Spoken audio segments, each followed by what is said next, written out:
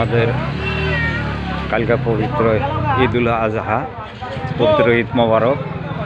আমাদের যুবক চ্যাংরাগুলা এগুলা সুন্দরভাবে ঈদের গেট তৈরি করছে। রাস্তা কি সুন্দরভাবে ইলেকট্রিক লাইন দিয়ে সাজাইছে, দেখার মতন। সবাই দেখবেন, সবার কাছেই কালকের ঈদ মোবারক শুভেচ্ছা জানালাম। প্রত্যেক বছরে বছরে যেন এরকম উৎসাহিত করে আমাদের ঈদ মোবারক গেটখানা, হয়তো রাস্তাঘাট এরকম সৌন্দর্যভাবে করে, আমি তা করে শুভেচ্ছা জ্ঞাপন করলাম। ধন্যবাদ।